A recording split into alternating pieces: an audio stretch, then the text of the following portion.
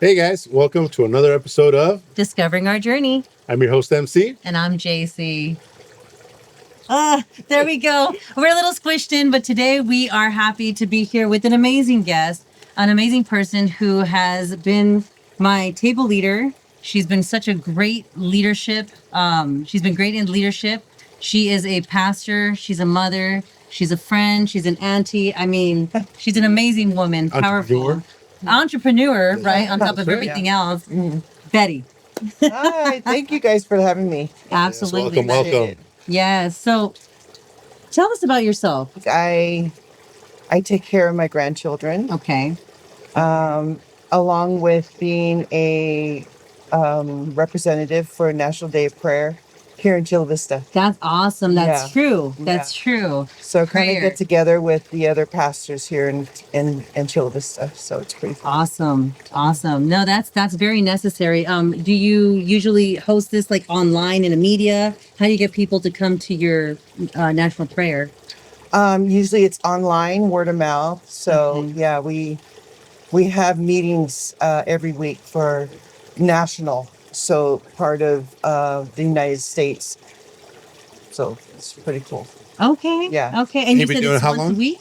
I've been doing this for probably going on my third year. Once a week. Yeah, once a week. That's awesome. That's awesome because prayer is necessary, right? And we all need to Yeah. come together to do it. I mean, God says when you pray. He doesn't say if. He says when you pray. So we're all supposed to pretty much do that consistently. So that's I awesome. definitely love our city. I've been living here in Chula Vista for since 2016, Yeah. and I love it. I walk every morning in our neighborhood, so I love it. I felt like this is my hood. Absolutely. This is where I love to see God transform and renew people. And you're leaving it for the next generation, right? Absolutely, yeah. Which it sounds like you have grandkids. So that's beautiful. Yeah, That's I love it. beautiful. And so when you grew up, how were you in a large family? I am the youngest of five. Okay. I'll be 60 Oh, on the 30th of July. Congratulations. Oh, Jesus, help me. And I'm the youngest, so Oh, yeah, man. pretty big family. Yeah. Lots of nieces and nephews, Hawaiian, so we grew up around food and family. Oh my goodness. Yeah. Yeah. Food and family is a big thing. Yes. Yeah, that's huge. And so out of all your siblings that you saw growing up, you saw how many different perspectives there were, Oh, many, right? many. And so did you guys grow up with religion? How did you come by to be Christian? Were you Well- brought up? My parents were Creasters. It was Christmas and Easter. Oh, there's The many only of us time- that can do that. that they went to church, So I didn't really have a relationship with God until I think I was around 16. And I started to go to church with just some neighborhood kids. Yeah.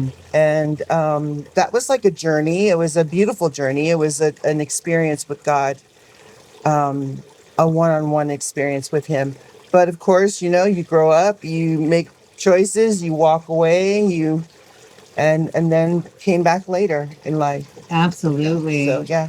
Does your other siblings also follow the same religion, or? Yes. There's only myself and another sister that really are in it for the long haul. I have two other sisters that they love God. They're just not practicing. And I have a brother that no, he doesn't want anything to do with church. Oh. But does he come to your functions and everything and he's still okay with it, or? He actually doesn't live in town, so Okay. it's not as easy for him to get to my events and stuff like that. So, but I love him. I always have, always will. He's my only brother, and I know that God's faithful. So Absolutely. I'll still pray for him until God, fulfills His promise. Of course, So, of course. yeah. Like they say, there's always a time and a place. We all, like you said, we come around. Same Yeah. thing for myself. Growing up, having to go to church, and of course liking it. Not saying that I had to, but Dad, we got to go to church. So that's what it was. But you enjoy, you take Yeah. it for what it is. But it's such a difference when you really look for him. Come on. Yeah. Look for him, and you go and you you know, we all need them, and it's different as an adult. Yes. Definitely yeah. different as an adult. And even like the walk, you know, like walking this walk out.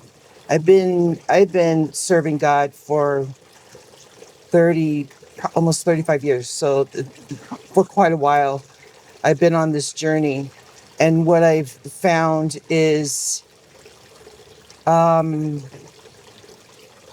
I found a relationship with him that I've come to count on is with the Holy Spirit. I've also been around a lot of religiosity, and you know they want the position, the title, the whatever, and I've come to realize that I don't need that as far as following like certain crowds, I guess, you know. But I mean, they're fallen, like anybody, like the rest of us. So following God meant to come away from some of those religiosity things. Do you know what I'm trying to say? Absolutely. So it's just like, you know, you have to trust that he is who he says he is to you. And I don't go around like telling people I'm a pastor or anything like that, you know, because sometimes that makes people feel uncomfortable. Yeah. And I want them to be comfortable because first and foremost, I want them to know that God is good Absolutely. and he's faithful. Absolutely. So I'm not going to do that in like wanting a status or position. I hope that makes sense. Yeah. Yeah, Well- no. Because I'm only saying this because it sounds like you said you grew up in the faith and then like Fell away. life comes Sure did. comes at us, right? We kind of fall away because Yeah. we go through those teen years of life outside and then life at home, and it's conflicting. How did you get realigned? Honestly, it was when I was pregnant with my son. Oh yeah. I was pregnant with my son, First? and yes, Okay. and I just told him, I know I don't deserve anything good, but if you just let me have this baby, I promise I'll dedicate his life to you. Oh. And I never reneged on that promise, you know. So that was like the turning point, because at that very moment, I grew up in dysfunction like everybody else. Yeah. Do you feel like at that point you were pretty much already working on yourself before you did Yes, this? that's a great point. Yes. It's very, very true. And I think I love that, because I feel that that's the same with a lot of people and myself, that sometimes, you know, I feel that people aren't ready for the religion because they're Right. not working on themselves. Right. But when you start, you know, checking off all those boxes for yourself, when you start working on yourself and you push as much as you can, and you're like, where am I going to get this extra push from? Because I feel like I've done what Right. I'm supposed to do. Right. Yeah. Where am I, you know, it's like I've done. And it's like you look up and go, what else do I got? It's like, you know, you have him right there. And I just feel that people need to be ready to really work on themselves first sometimes, That is to be able to so, allow so him to be good. able to come in. That's so true. And you know, I'm a firm believer on counseling. Yeah. Counseling is a good word. And it's, you know, I've done it for many years on and off, because, you know, we hit some areas in our lives, you know, little snags that we don't realize, hey, that's a hindrance for me to go forward. Absolutely. So, you know, kind of need help sometimes. A lot of people just aren't, you know, like you said earlier, you know, I don't say that I'm a pastor, because what ends up happening, I feel, is a lot of people judge ourselves. Right. It's like, you know, it's imagine I'm in a room and it's like you say you're a pastor. I'm like, oh man, you Yeah.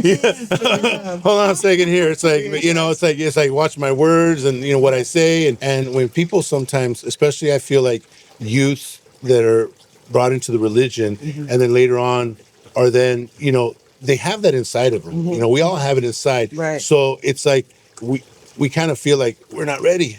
You know, so it's Sure. like, so you don't know how to be ready. You don't know how to work on yourself, how to better yourself. So you don't feel, no matter what, we're going to feel judged. That's just in our minds. Right. You know, of course, once you go through everything, work with yourself, knowing you're not a bad person, knowing you have good intentions, and all that stuff just starts to build to where realize that, you know, we're all just trying to be better in this world. Right. We're all, you know, sinners in whichever That's shape or right. form. Yeah. And, you know, there's someone that's always going to be there for us. And it's just very hard to work on yourself and then get put in that religion. It's like there's a little line there where it's Yeah. like you got to be on this side first to be able to more successfully cross over to the other side and start taking them in. Is what I feel. And you know, it's Good. true too. Like when you go with the big family, a lot of times, I mean, bless their hearts, they don't mean to, but they don't mean to say negative things at you when you're trying to overcome things. Very true. But they smash you down because they're like, "Oh, you used to be. Come on, don't act like that, girl. You know." Yeah. You know, and it's like that stuff. It can't hurt us, especially when we're under God's grace. You know, we got to understand that you got to start somewhere. Because, like you had mentioned, you know, how do you start? Well, you start one day at a time, and you know, it all starts with that desire in your heart that grows, I believe, right? And then all of a sudden, because your faith is there, you start to get the Holy Spirit to talk to you, and that's what that voice is. A lot of people are like, "Oh, it's my inner voice." Yeah, okay, it's your inner voice, right? It's the inner voice that God left you because we're precious to Him. But it'll start to guide you. Like you said, you were gonna start walking, right? Where's that at? Or yeah, you're right. You shouldn't have hit up that liquor store, right? Because that's something we're trying to avoid. But it has to start in your heart, right? So I just wanted to get up on that because He does meet you where you're at, right? Yeah. Jesus Yeah. always meets you. You don't have to be saved. Uh-uh. You're like, I just want to have that here and desire it in your heart and start there, right? So that's good. So you had your son. You were Yes. pregnant, and you were like, I'm ready to dedicate everything to you. Yes, it was like an all or nothing for me. So I Yeah. felt like at that very moment, every desire to do the things I was doing was completely gone. So it was a forward motion that I was ready for. Was it still a journey? Of course, it's a journey. Absolutely. You know, it's a journey, and there's things you have to cross over, and you know all of that kind of stuff. But I found, you know, because you're just talking about like some family members that will remind you of who you used to be. Yeah. And you know, I remember talking to a nephew of mine, and I love him dearly, and he would always bring up, you know, Remember then? remember her? And I would tell him that, you know, something, the person you have today can love you so much more than that one could. Yeah. Yeah. And I'm telling you, I loved you real good back then, but I can love you so much better now. Yeah. Yeah. Sometimes, you know, we like you said, we deal with, and it's people that we love sometimes that might not be just ready for what's going on. Right. So it's like, oh, remember we used to hang around and do this and hang around and do that. And it's like, you know what? Yeah, I remember those days. Those days were when I was, you know, coming up and, Yeah. you know, and as you get older, you also see that, you know, the values in life, you know, you start to value it in different ways. You know, I know for me, a big thing was, you know, when I really found my vocation, the work that I do, man, made me feel so good about myself, you Yeah. know? And that's what we got to start with, making ourselves feel good. Right. You know, and when we're lost, we do a lot of stuff that, you know, that we do and happens. But it's not who we are. It's, you know, who we become. That's part of our journey, you know? Yeah, it doesn't bother me when they do that, when they say that, because it makes me laugh. Like, dang, you talk about hood. Homegirl was hood. Now you tell me though, how difficult was when the transitioning first started though? That's because I'm good with it myself. Yeah. But when you only have this much, you know, because you got to start somewhere. You do. And that's the hard part. It's trying to overcome, you know, the things that you were to the things that you want to be. It's very So true. It's I can very true. imagine that transition, like you said, Yeah. must have been a little difficult. Still trying to be around family, still trying to be around friends, and trying to become someone that you know you can become. You do find that some people don't want to hang out with you anymore anyway, so that made it easy, you know, to like Okay. just be all right. Yeah. Yeah. Because they You know, actually help but- you to do the bad, right? They help you to keep going on. But I don't know. I don't even know how like my husband like really, because it was night and day. It was like I went this way and I came home this way. No. I mean, it was completely like that. It was instantaneously completely changed. Man, that's Power of that's It was the That's taste buds changed. yeah. The mannerism, yeah. the speech, everything changed. Desires and just I was- hopes and everything just I was hood. Let me just tell you, I was hood. But I came back and just this transformation took place in my life. Yeah. So Wow. And so I heard you say that you changed. Was it because of you had to improve you because the family thing, how they always keep you remembering who you were? Was that because you had to change your heart? How did that look? change to me looked like, well, like God walking me or the Holy Spirit walking me hand in hand and teaching me who I am through his word.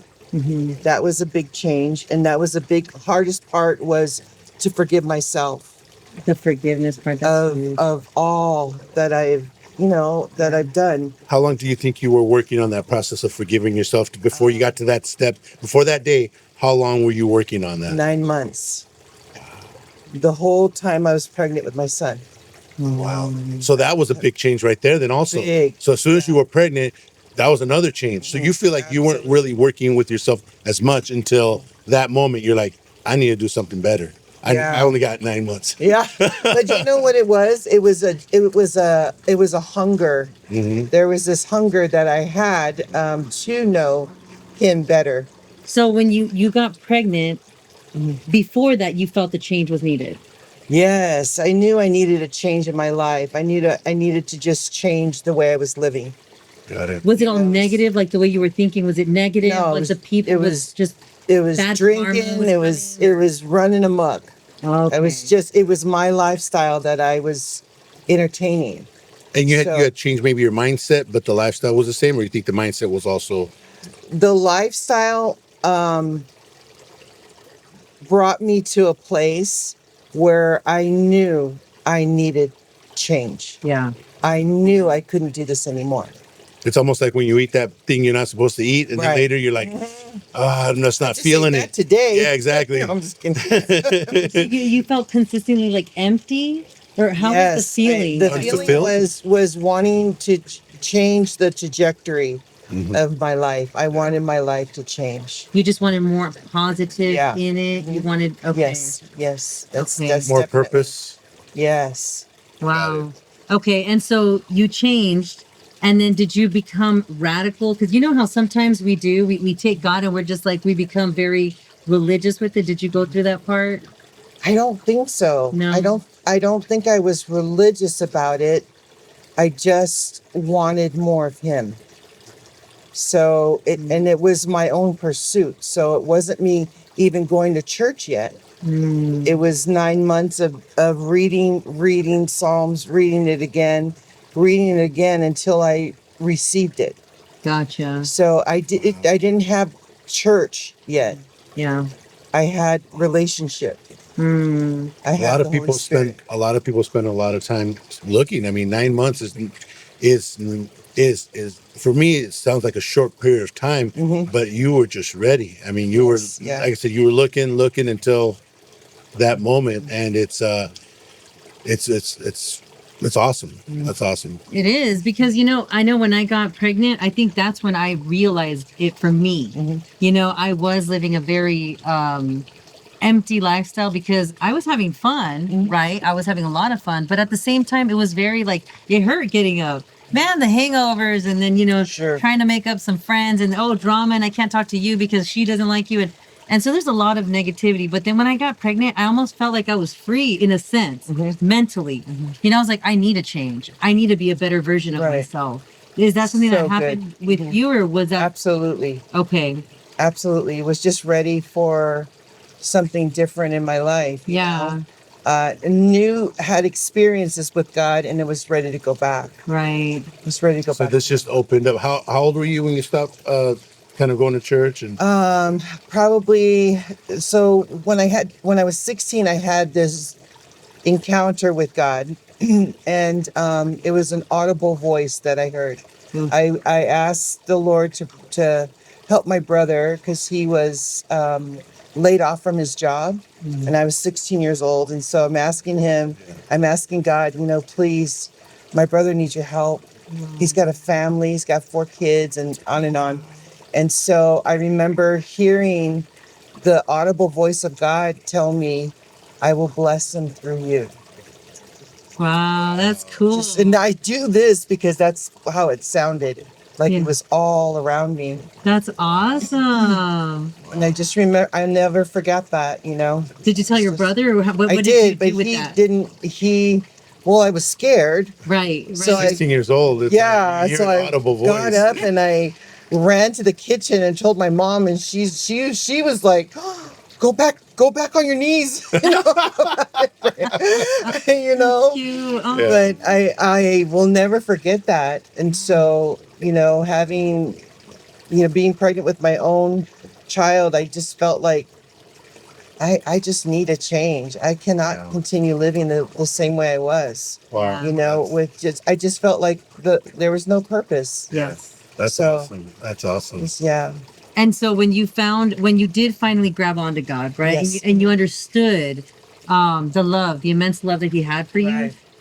what did that change in your life? How did you see yourself in the mirror moving forward? That was the hardest one Mm, to actually love that person in the mirror. mm. That took Is a that long the time. forgiveness that we're talking about? Like, Yes, yeah. Okay. The forgiveness the forgiveness that I felt in my heart, I felt like after the 9 months I received it. I received forgiveness. But the process was another story. mm, There was a lot of things that I had to come to grips with, and some of them were the way I was raised. Yeah. So there were some things that, like I said, I grew up in dysfunction like everybody else. yeah. So there were Yeah. things that, you know, God took me on a journey to start forgiving my parents for, you know, one time I felt like the Lord was showing me that I felt gray. I saw myself and it was like I was gray. And the meaning of that to me was that I felt invisible. I felt as though, well, when I asked the Lord, he says, this is when you picked up the lie that your voice does not matter. Mm. It's just like I've said it before. The worst critics is ourselves, you know. So true. And when every day you get that little grain of sand and you put it on that scale to say I'm no more this person that's over here, and you're putting that grade, it feels like how long is it going to take for me to erase what I've just created through all these years, or let happen, however you want to look at it. And that's the hardest part. People say that starting or whatever is the hardest, but no, continuing. Yes. Continuing is so difficult, because like I said, every day you got to look at yourself and say, I'm not that person. Yes. This is who I am. I'm not that person. It's easier said than done when you're like, Got it that was just a right. day ago, a week ago, a month ago. Man, last year I was just doing this. It's like, so it's so fresh in your minds that it so much. And the more that you do though, it doesn't matter the time sometimes. It's just, it's the more that you work on yourself to be able to forgive yourself and realize and say, this is not who I am. This is who I am. And when you believe it, So good. man, it's a weight lifted off of your chest that you just cannot imagine. Yes. When you can tell yourself, wow, look who I've become and who I'm not anymore. Yeah, so good. Yeah. So true. It is. And so now, what gave you the confidence to become an entrepreneur? Because My goodness. we all were grown up, right, to go to school, like find your career that you want to do and go after it. But you kind of went against the grain. You said, I want to work for myself. That's very true. I kind of fell into that, I know that cooking is a love language. Yes, it is. It's something I was brought up with. My mom was an amazing, amazing cook. She could make a meal out of absolutely nothing. That's awesome. I'm not as good as she is, but I still have that in me to know that I love people this way. Yeah. I show them love. Yeah. So I started cooking at church once a month. I do a plate lunch sale after church. And called? it's Bonita Valley. Uh-huh. And What's so- your catering company? Oh, it's called Tutu's Hale, Tutu's which Hale? means Tutu's Holly. Tutu's Hale means in Hawaiian it means grandma's home. Grandma. What? Oh, I love it. That's beautiful. Yeah. That's beautiful. So the crazy part is the grand. I don't know which generation. The third generation after my mom. Uh-huh. One of the boys. He named it. He told me it needs to be called this. And I was like, that's stuck. So, anyways, yeah, grandma's home.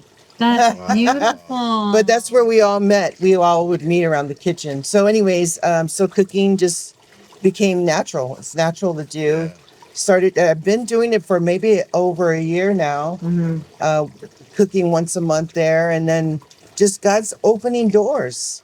Yes. God begins to open doors. You know, he says, I will. You know, he'll do it for me. So I just I keep walking through the doors. Yeah. So- that's beautiful. I don't know how much longer I'm going to do the cooking part Right, because my right. body. I have to start acting my age sometime. No, yeah, because there's seasons, right? When we can't handle Yeah. it. And we're just like, some seasons we're like, okay, we did it. Now what's next? You know, but I think I'll always continue doing it, but it's going to be on maybe a smaller scale. Maybe I won't do the catering as much as I'll just do the church thing. You know, my goodness. No. Hey, you know what? My hat's off to you because cooking is no joke. It is a lot, and honestly, I really do feel that the love that you put into it. I mean, everyone always says that, right? It matters so much. It so does. It matters so right? much. It does. You can tell. You can tell when they were really having a good time cooking for you. Yeah. I feel that. Yeah. I feel that in my heart. You know. That's how my wife got me. She cooked, and I was like, "Dang." Yeah. That's a lot that I know. That's a keeper. Oh Jesus, you were alive. Yes. So yes. Oh God. Yes. And you always are about family, right? That's Yes, a big yes. thing too in your culture. And so it sounds like you are, would you consider yourself like the matriarch of the family? No, I don't see myself as that. I'm the youngest, like I said, the youngest of 5. So they like to still treat me like I'm 5. Sometimes I'm telling them, I'm grown. I got my whole life. You're still the baby sister. Yeah, they still treat me like Oh that my baby God, sister, that's which is funny. But I don't mind it at all. Oh, Do you have a baby Still sister name? Bet. Bet. Oh, that's cute. I don't even can't believe I even said that. We can always get it up if you don't want to hear it. I think that's cute. Yeah. Bet. Yeah. How did you get that name? My brother. I don't even know how. It's just a term of endearment where he just called you the Uh-huh. my Yeah. little Bit or just Yeah. Bit? Bet. Bit. Aw. It just stuck. So Yeah. That's No, I don't know if your family is like, our family, but they cook a lot. yes. So Uh-huh. you don't know how to do small recipes. No. Don't even measure. Oh God. Don't See, even measure. if I go to my mother-in-law's, I go to aunts, and I sit there and I have to record them and stuff because I'm like, you said a tablespoon and then you pinched. What the heck? How much is in your pinch? Your pinch and my pinch are different pinches. So it's like, man, it's because they like just know. They feel the. I the know. food, and they're That's just why. like, I know. That's why I know I'm not a good cook. I can't. I gotta do like measurements and stuff, and So, but yeah, and then my in-laws, they still try to cook like there's a whole family around. Like Yeah. we're gonna eat this for how many days? There's only a couple of us. So It's funny. yeah, but I'm sure that's the same way. Oh yeah. Hawaiians, we are always around food. Yeah. You know. What's your favorite dish to make? What do you feel like your dish is like? This is like My signature. your signature dish, or everyone asks for it, or Oh, there you go. Probably potato salad, to be honest. really? Oh man. Potato salad. Really? Do you use mustard on that one? Bud? No. Okay, good. That's okay. But I heard that was like a little ingredient that you No. put in it gives it like a good flavor. Yeah. Yeah. No. Not No mustard. No mustard. Oh man, we have to sample some of that and try Okay, let you you got guys it. know how that potato salad is. We That's gotta what do I'm it. trying to get you to do. Yeah, Just I'll trying to bring convince some to give us Okay. some food. Yeah, I got you. He wants to try it. Yeah. Definitely. Aw. So how are you going to keep this love of God and everything that you learned in your journey? How are you going to share that with your younger generation, your grandkids? Well, I'd like to share something that took place today, and Yes. and it's kind of I can bring it home for you. Yes. I got a call from a young lady who's really going through some depression. And so she was told to call me. And so picked up the phone, kind of walking her through. She lost her son. I'm so sorry. She lost her brother. She lost her brother a year ago. And so talking things over with her, we got down to one thing that you're ready to give up. Are you ready to give one thing up in your past that's not giving you the tools you need to get past this the death of your brother? So this depression that you're in.